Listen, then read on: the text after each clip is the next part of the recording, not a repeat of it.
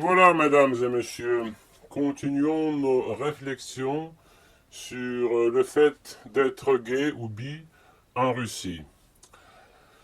Ici, en Russie, même les psychologues disent que la seule compassion, le seul soutien euh, dans le couple, dans la vie du couple, soit possible avec une femme, pas avec un homme.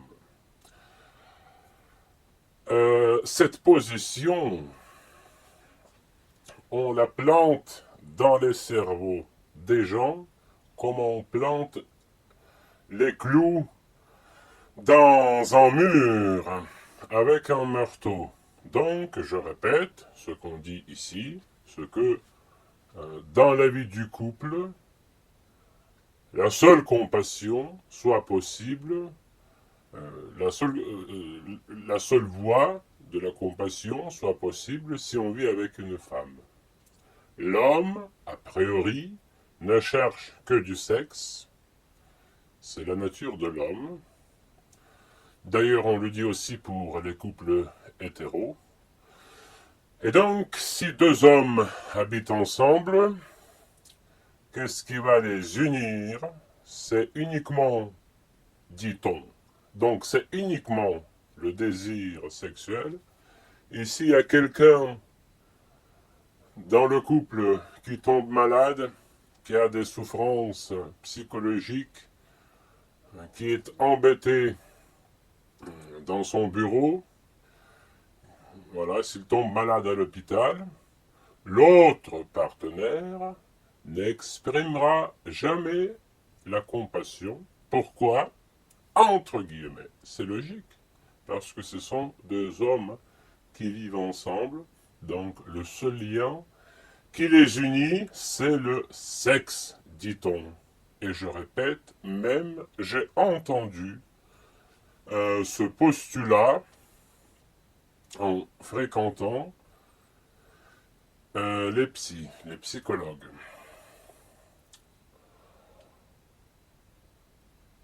Vous voyez, c'est comme, ici en Russie, c'est comme une hypnose sociale.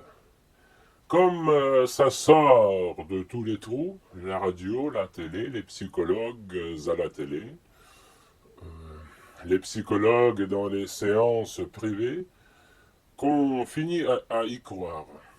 Moi, je fais des efforts pour ne pas y croire. Imaginez à quel point cela hypnotise. Voilà. Ce qui n'est pas compris à l'étranger, parce que l'Amérique et la France, aussi bien que l'Allemagne, avaient vécu la sous-culture gay il y a très longtemps, ce que pour avant déjà d'être en tant que gay, d'être intégré dans la société, il faut trouver des repères dans la société pour développer son identité. Commencer très bien pour le comportement dans la société. Il faut avoir un code social. Par exemple, comment prendre une fourchette, comment dire bonjour aux amis, comment dire bonjour à la tante, ce qu'il faut dire aux autres, comment demander comment ça va, comment répondre. Et il y a plein de codes sociaux dans la société qu'on apprend dès la petite enfance. Et imaginez que dans la société russe, il n'y a pas du tout de codes sociaux entre les gays. Je parle de la société, de la communauté. C'est-à-dire, si on rencontre quelque part un garçon qu'on monte, on peut l'aborder. C'est impossible. Pourquoi c'est impossible? Parce que l'autre, celui qui cherche une relation, va avoir toujours la peur de l'homophobie. Donc, bien que les deux regards puissent se croiser dans la rue, voilà, ça ne mène à rien. Il n'y a pas de code, il n'y a pas de code de connaissance.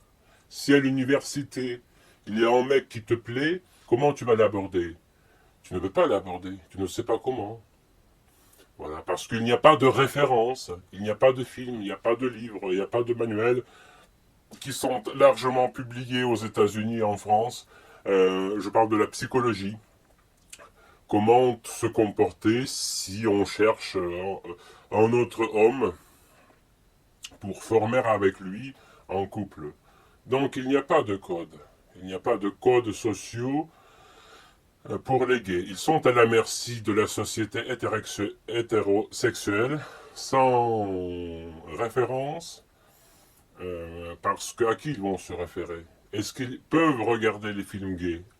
Quelques-uns, oui, ils le peuvent, avec beaucoup de difficultés, parce que c'est presque interdit. On ne connaît même pas les noms.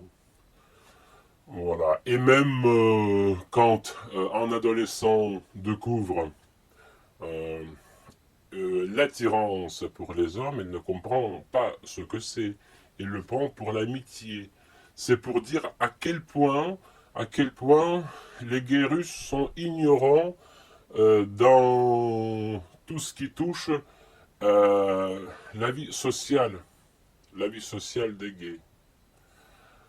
Voilà. Parfois, il y a des jeunes qui passent une dizaine d'années étant tout à fait seuls, étant attirés par un ou plusieurs copains qui vont devenir hétéros, ou bien qui vont faire semblant qu'ils sont hétéros, et qui va rester seul. Voilà. Ce garçon, il va rester seul. Voilà, et bien sûr, cette solitude écrasante va mener à la pensée que personne ne m'aime. Et il y a bien plus de tentatives de suicide et de suicide qu'on ne le pense, qu'on ne le puisse penser. Parce que la politique officielle en Russie, c'est que les homos n'existent pas et n'ont jamais existé. Voilà. Même on efface les passages dans des biographies des grands hommes, des passages homosexuels de leur vie. Par exemple, pour Leonardo da Vinci, on ne dit pas que c'est son amant qui a écrit, je ne sais pas, une biographie sur lui, mais c'est son meilleur ami.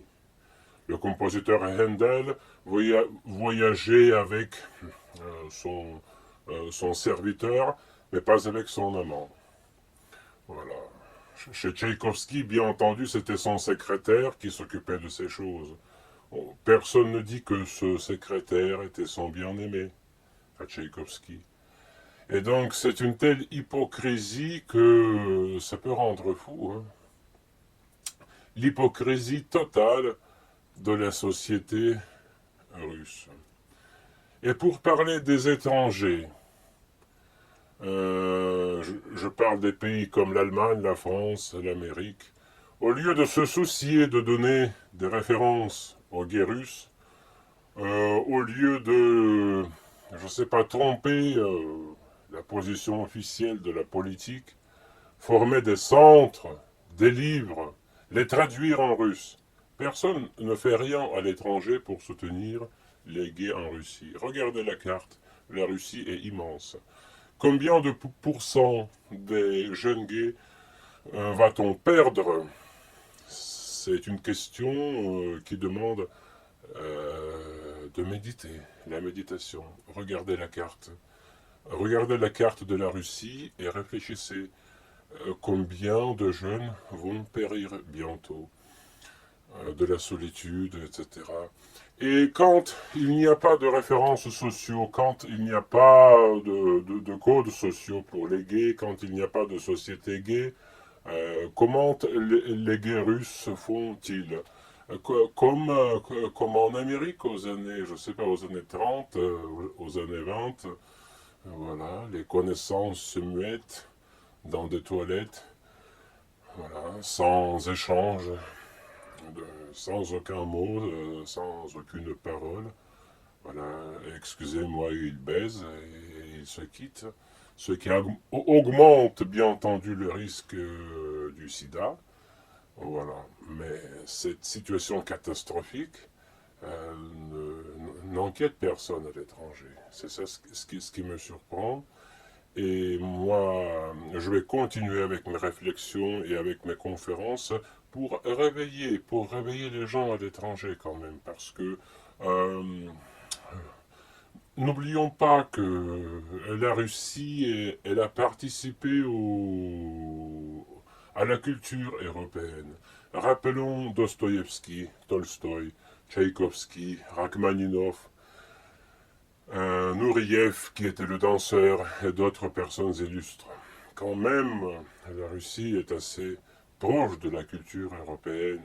On sait bien que Dostoïevski était sous la grande influence de l'écrivain français Alexandre Dumas. Je ne vais pas développer ce sujet ici, mais abandonner le peuple russe, je parle des gays russes avant tout, c'est ça ce qui me surprend. Comme si la Russie, ou plutôt les gays russes, étaient dignes de cette vie qu'ils mènent, d'être jetés dans la poubelle, d'être rejetés dans leur pays natal, ou plutôt ne pas être remarqués dans leur pays natal, et méprisés complètement par la communauté mondiale.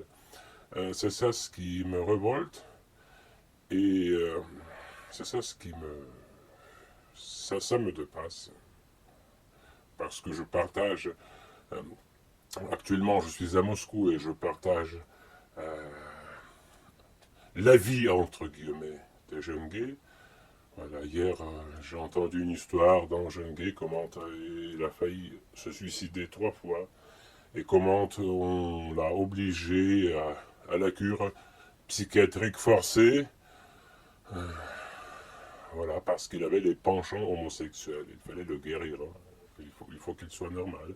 Et voilà, pour finir, bien entendu, en Russie, chez les psychiatres, il existe jusqu'à présent les médicaments qui soignent la maladie qu'on appelle l'homosexualité.